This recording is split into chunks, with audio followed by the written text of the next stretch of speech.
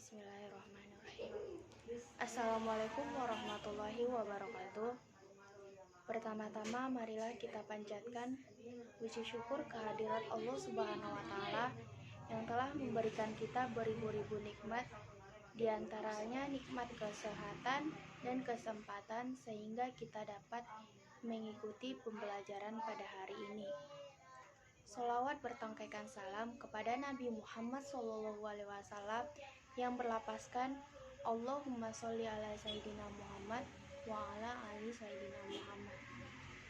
Yang saya hormati Bapak Hasmar Hussein sebagai pembimbing pendidikan agama Islam.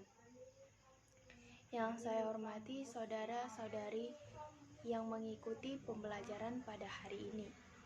Oke, langsung saja kami dari kelompok 5 akan mempresentasikan hasil makalah kami yang berjudul Iptek Seni dalam Islam.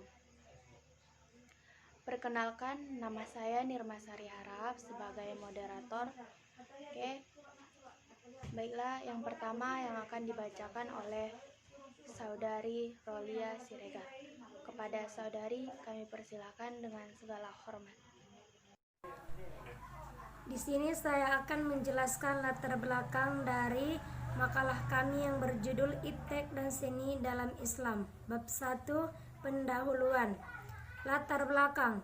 Perkembangan iptek di zaman ini semakin terasa pesat dan diperlukan manusia. Perkembangan iptek merupakan hasil dari segala langkah dan pemikiran untuk memperluas dan memperdalam dan mengembangkan iptek. Manusia modern sudah sangat bergantung kepada produk-produk iptek. Sukar untuk dibayangkan manusia modern hidup tanpa menggunakan produk-produk iptek.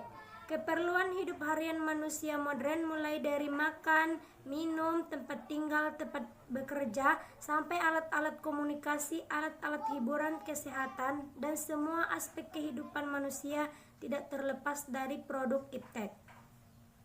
Kita mengakui bahwa iptek memang telah mengambil peranan penting dalam pembangunan tamadun atau peradaban material manusia. Penemuan-penemuan iptek telah memberikan bermacam-macam kemudahan pada manusia. Dalam Islam berperan penting dalam perkembangan iptek, bahwa syariah Islam harus dijadikan standar pemanfaatan iptek.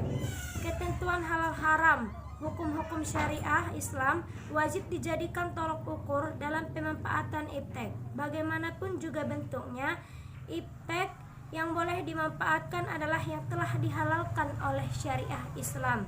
Sedangkan iptek yang tidak boleh dimanfaatkan adalah yang telah diharamkan syariah Islam.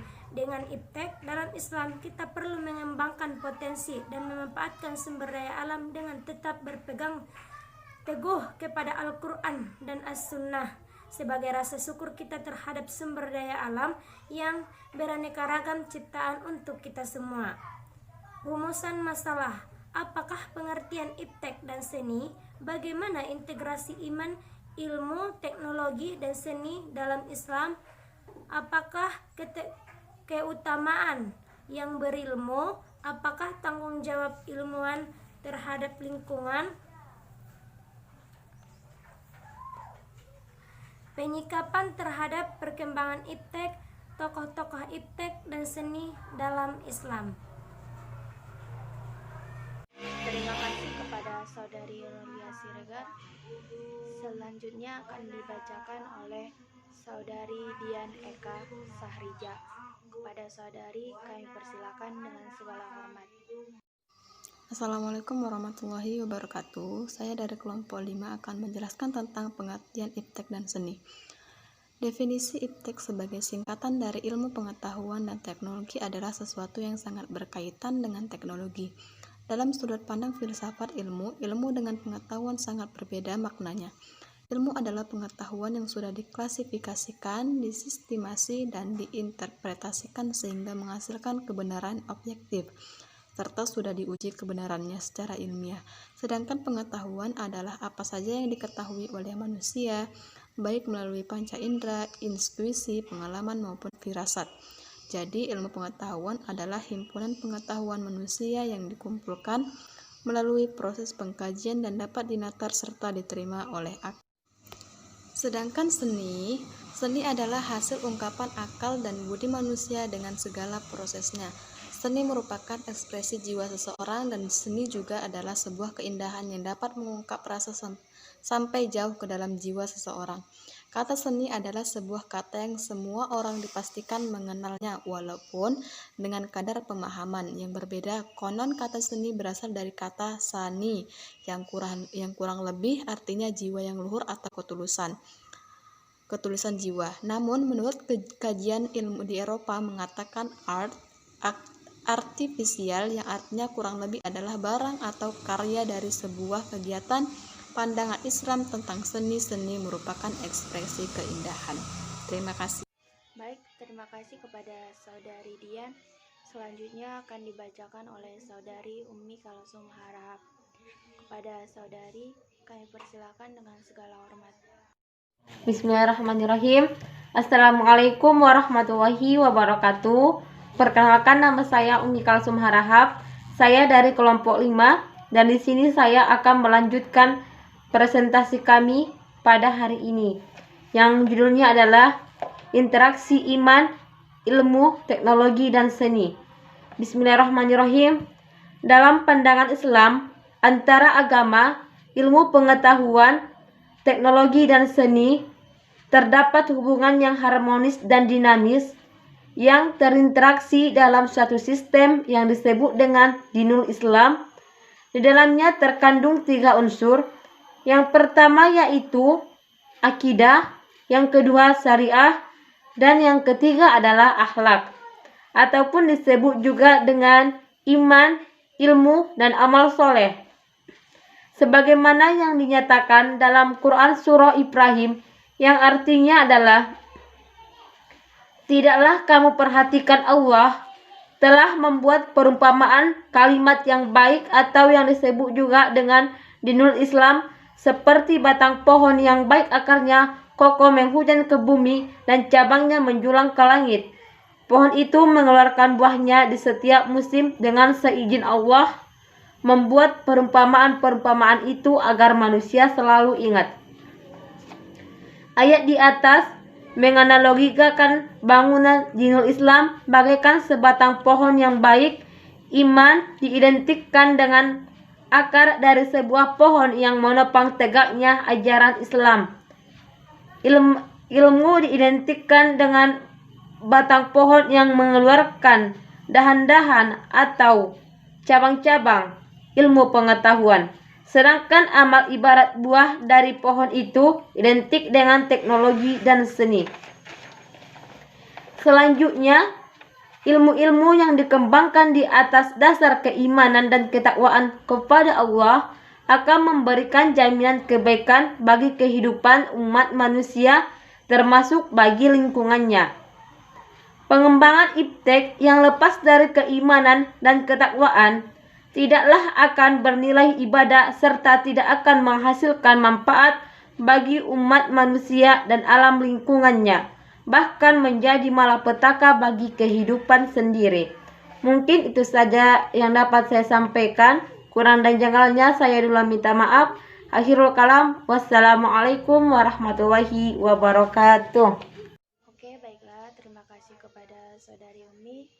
Selanjutnya akan dibacakan oleh Saudari Sarmila Harahap. Kepada Saudari kami persilakan dengan segala hormat.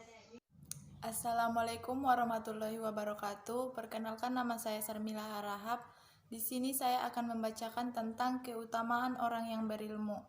Manusia adalah makhluk ciptaan Tuhan yang paling sempurna. Kesempurnaan karena dibekali dengan seperangkat potensi. Dan potensi yang paling utama adalah akal. Dengan akal manusia mampu melahirkan berbagai macam ilmu pengetahuan, teknologi, dan seni. Bagi orang yang berakal dan senantiasa bernalar untuk mengembangkan ilmunya, Allah menyebutnya dengan sebutan ulil albab. Tentang keutamaan orang yang berilmu, di dalam Al-Quran Surah Al-Mujadalah ayat 11, Allah menjanjikan akan mengangkat derajat orang-orang yang beriman dan berilmu. Derajat yang diberikan Allah berupa kemuliaan pangkat, kedudukan, jabatan, harta, dan kelapangan hidup. Jika manusia ingin mendapatkan derajat yang tinggi dari Allah Subhanahu wa Ta'ala. Manusia harus berupaya semaksimal mungkin meningkatkan kualitas keimanan dan ilmunya dengan keikhlasan dan hanya untuk mencari ridho Allah semata. Dan kelebihan mereka yang beriman lagi berilmu dibandingkan orang yang beriman tapi tidak berilmu sangat nampak dalam hadis Abu ad-Darda di atas, yaitu 1. Dia akan dinaungi oleh para malaikat dengan sayap-sayap mereka. 2. Segala sesuatu akan meminta ampunkan dosanya kepada Allah, mulai makhluk yang berada di bawah lautan sampai makhluk yang ada di atas langit atau para malaikat. 3. Dia diibaratkan sebagai bulan yang menerangi alam semesta. Sementara orang yang hanya beriman tapi tidak berilmu hanya diibaratkan sebagai bintang yang hanya menerangi dirinya sendiri. 4. Mereka adalah pewaris para nabi, dan cukuplah ini menunjukkan keutamaan mereka. 5. Dia bisa mengajarkan ilmunya kepada orang lain, yang dengannya pahala akan terus mengalir kepadanya, sampai walaupun dia telah meninggal, selama ilmu yang diajarkan masih diamalkan oleh orang-orang setelahnya.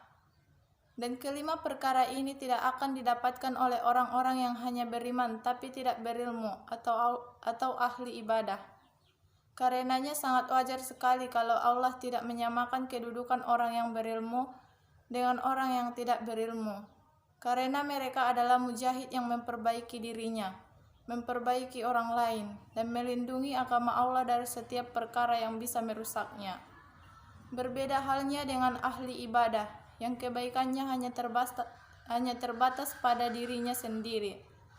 Sekian pemaparan dari saya. Wassalamualaikum warahmatullahi wabarakatuh. Oke, terima kasih kepada Saudari Sarmila. Selanjutnya akan dibacakan oleh Saudari Rama Jelita Harahap. Pada saudari kami persilakan dengan segala hormat. Tanggung jawab ilmuwan terhadap lingkungan atau alam yang ada di sekitarnya buruk, maka ilmuwan dengan pengetahuannya yang memadai haruslah mengubah itu karena ia mengetahui hal yang benar. Tanggung jawab ilmuwan muslim yaitu bertanggung jawab dalam hal memelihara dan menjaga ilmu agar ilmu tetap ada atau tidak hilang. Yang kedua, bertanggung jawab dalam hal memperdalam dan meraih hakikatnya, agar ilmu itu menjadi meningkat dan masih banyak. Oke, terima kasih kepada Saudari Rama Jelita. Selanjutnya akan dibacakan oleh Saudari Dina Mariana Harahap. Kepada saudari kami persilakan dengan segala hormat. Assalamualaikum warahmatullahi wabarakatuh. Di sini saya akan membacakan tentang penyikapan terhadap perkembangan iptek. Setiap manusia diberikan hidayah dari Allah Subhanahu wa Ta'ala berupa alat-alat untuk mencapai dan membuka kebenaran. Hidayah yang dimaksud adalah 1. Indra. Indra untuk menangkap kebenaran fisik. 2. Naluri. Naluri untuk mempertahankan hidup dan kelangsungan hidup manusia secara pribadi maupun sosial. 3. Pikiran. Pikiran dan atau kemampuan rasional yang mampu mengembangkan kemampuan 3 jenis pengetahuan akali atau pengetahuan biasa, ilmiah, dan filsafi. Akal juga merupakan penghantar untuk menuju kebenaran tertinggi. 4. Imajinasi. Imajinasi adalah daya khayal yang mampu menghasilkan kreativitas dan menyempurnakan pengetahuannya. 5.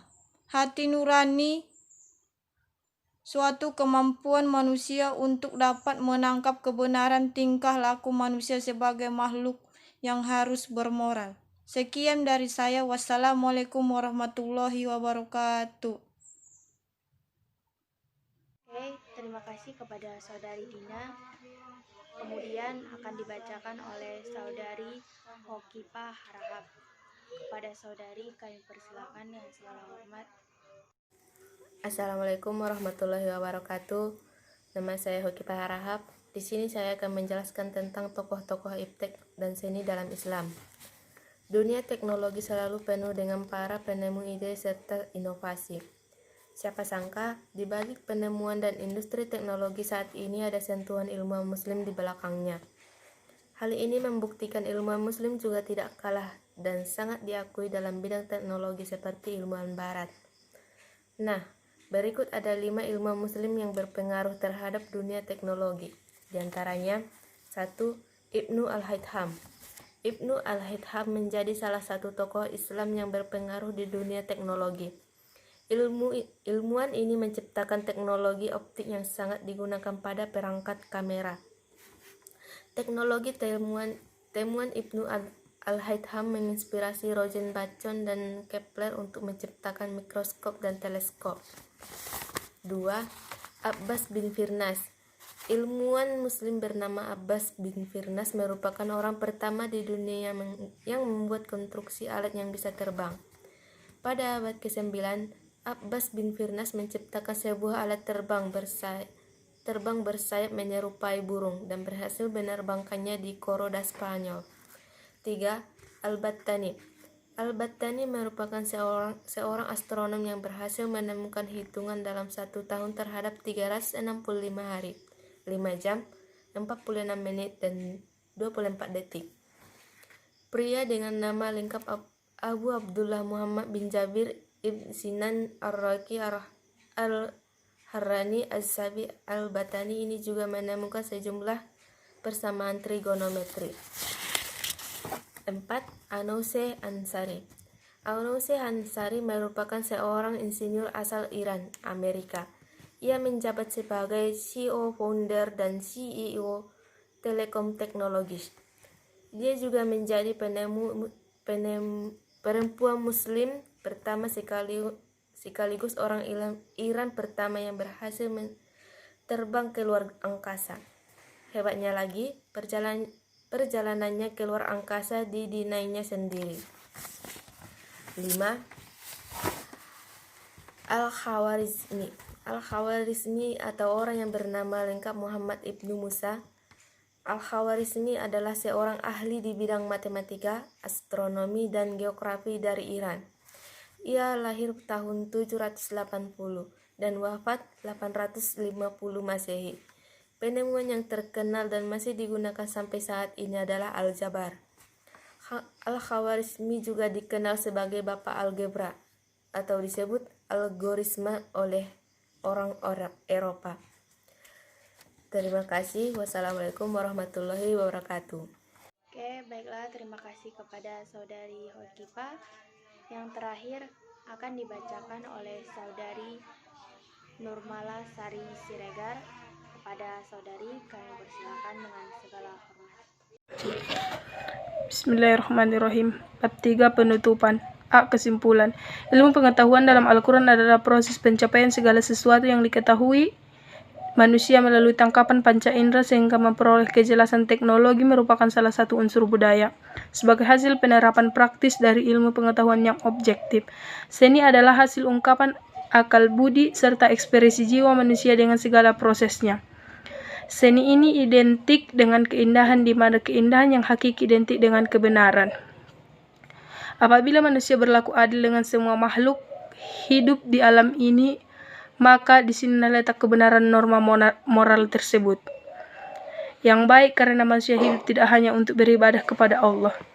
Dalam pandangan Islam, antara iman, ilmu pengetahuan, teknologi, dan seni terdapat hubungan yang harmonis dan dinamis yang terintegrasi dalam suatu sistem yang disebut Dinul Islam. Perkembangan iptek dan seni adalah hasil dari segala langkah dan pemikiran untuk memperluas, memperdalam, dan mengembangkan iptek dan seni. B. Saran. Dengan adanya video ini, kami harapkan para pendengar atau penonton memahami bagaimana sebenarnya paradigma Islam itu dalam menyikapi ilmu pengetahuan, teknologi, dan seni tersebut. Terima kasih. Wassalamualaikum warahmatullahi wabarakatuh. Oke, baiklah, sekianlah hasil pemaparan makalah dari kami.